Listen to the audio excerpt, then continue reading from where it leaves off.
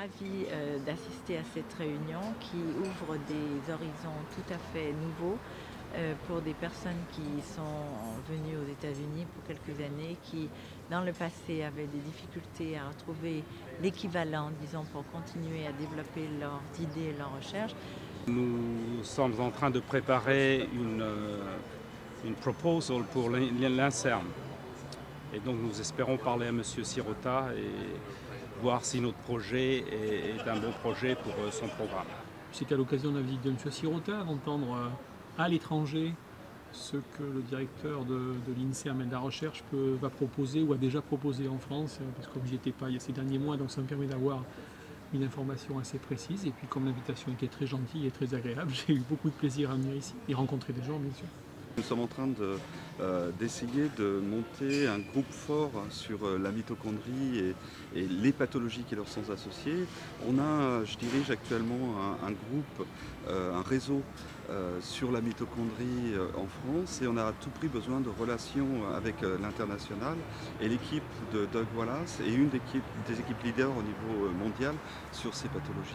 Donc le fait d'avoir des interactions entre les groupes français et les groupes américain est vraiment très très important pour une recherche et pour le bien-être des patients aussi. La façon dont les découvertes qu'on a fait récemment en génétique humaine et en particulier en génétique du goût vont transformer les représentations que nous avons de la nutrition, et par voie de conséquence ça va transformer la façon dont on va cuisiner, les habitudes alimentaires. Et je travaille actuellement sur un grant de recherche qui a été alloué par la fondation PUF, dont le titre est 21st Century Cuisine, Nutrition and Genetics, c'est-à-dire la cuisine du XXIe siècle, la nutrition et la génétique en France et aux États-Unis, la façon dont on va manger demain, la façon dont on va cuisiner demain, et comment tout ça interfère avec la génétique humaine et la génétique du goût. C'est que les budgets sont un peu plus contraints en France, donc on est obligé de faire des choix. Ma foi, ça se fait, très sélectif sur les objectifs de recherche. Ici, il y a beaucoup plus de financement, beaucoup plus de moyens en termes de personnel et d'accès.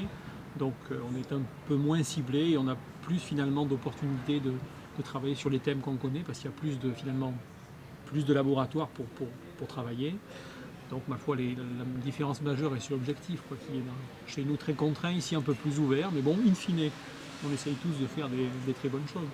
Il y a quand même une grosse différence entre les Français et les Américains, et de pouvoir s'insérer dans son contexte, disons, culturel, c'est quand même extraordinaire, tout en poursuivant une carrière de recherche qui semble comme une vocation, et de le faire dans un cadre culturel qui se rapporte à vos origines, votre famille. Je pense que ça va être extraordinaire. J'espère aussi, donc, à l'occasion de cette visite, on pourra aussi en France, créer des laboratoires plus ouverts, sur des techniques complètement différentes par rapport à ce qui se fait habituellement, et en même temps, au-delà des laboratoires, expliquer au grand public toutes ces nouvelles technologies pour les faire participer peut-être plus qu'ils n'ont l'habitude de le faire sur ces avancées, et les mettre au courant de ce qui se font sur ces thématiques qui sont quand même un peu banales et qui ont des retombées directes pour leur santé au quotidien, en tout cas pour la plupart d'entre eux.